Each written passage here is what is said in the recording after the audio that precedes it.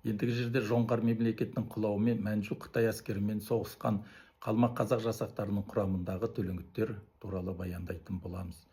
Орыс дереккөздері жоңғарларды қазақтың мәңгілік жауы деп көрсетеді. Алайда ол мүлдем олай емес еді. Барлық қарама-қайшылыққа қарамастан қазақтарға ең жақыны ойраттар мен қалмақтар болған. Себебі олар да қазақтар сияқты көшпелілер болатын. 1745 жылы Жоңғарияның ұлы билеушісі Қалден Сереннің мезгілсіз жұмбақ өлімімен қайтыс болды. Жоңғария ұзаққа созылған ақыры мемлекетті құртып тынған ауыр дағдарыстарға түсті. Атақты қонтайшының орнына Зайсандар 1746 жылы Қалденнің ортаншылы Сыбан Дожыны таққа отырғызды. Оны 1750 жылы Қалденнің үлкен баласы Лама Дожы өлтіріп, билікке өзі отырады. Лама Дожының билікке келуімен оған наразы болған Дабашы тайшы мен Хойт тайпасынан шыққан Әмірсана қазақ жеріне қашып келіп көмек сұрайды.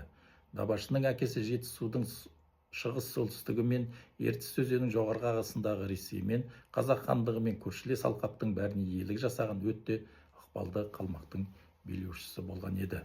Дабашының өзі де жоңғар хандығының солтүстік аумағын күзетіп, Сібірден Құлжаға баратын орыс керуендерінің қауіпсіздігіне жауап берді.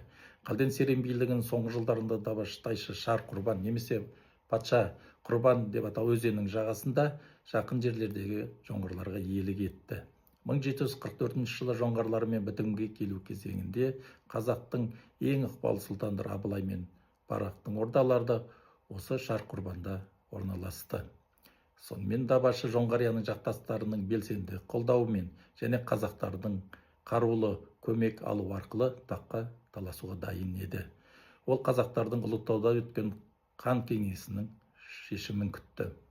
Кеңесте Дабашыны қолдауға шешім қабылданып, әскери жоспарға сәйкес қазақтар мен Дабашының аз ғана жауынгерлерінен құралған жасақтың бір бөлігі Абылайдың басқаруымен Ертіс бойымен жоғарғы жылжып, Дабашының қарсыластары Дөрбеттерге шабуыл жасалды. Дөрбет отрядын Қала, яғни Қара Батыр деп атпен танымал Аю Си Батыр басқарған. Ал Абылай әскерінің екінші бөлігі Дабашы мен Әмірсана басшылығымен жоңғар астанасы Құлжаға немесе Текестегі жазғы ордасына қарай жылжыды. Іле өзенінің аңғарымен жылжыған Дабашы оңтүстік батыстағы Жоңғарияға басып кіріп, Астана байтағына күйрете соққы берді. Дабашының Зайсаны әрі тәжірибелі қарт жауынгері Мамыт Дөрбеттерді қуып жетіп, олардың Халқұйге одан әрі Қытайға өтетін жолын бөгеуге шыққан еді.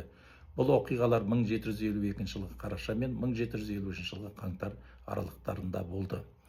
Дабашы тайшы өзі 1753 жылы 27 қарашада Қалден Сереннің ұлы Лама Дожын өлтіріп, хан атанады. Осыдан кейін қазақтар Жоңғарияға шабуылдамауы керек еді. Алайда Дабашы 1753 жылдың желтоқсан айында қазақтармен болған келісімдерді бұзып, өзінің бұрынғы одақтасы Әмірсанаға қарсы шабуылға шықты. Емел өзеніне қарай шегінген Әмірсана Абылай ханмен жаңа одақ құрып үлгерді. Сондықтан болар 1754 жылы қазақ жасақтары жорық бағытын Ертістің батысы Жайырдан Іле өзеніне дейінгі аумаққа өзгертті. 1754-55 жыл, осы 2 жыл қалмақтар қазақтардың, әсіресе Жоңғария астанасы Құлжаға жасаған жүйелі жорықтарынан бас көтере алмай қалды. Алтай мен Тарбағатай арасынан өтетін бағыттағы жорықты қазақтың атақты батыры Қанжығалы Бөгенбайдың өзі бастады. Қалмақ үдере көшіп Құлжа мен Жаркенттің арасындағы талқының асуынан асып Құлжаға қарай бет алды. Оның ар жағында Қытайдың қалың әскері тұрды.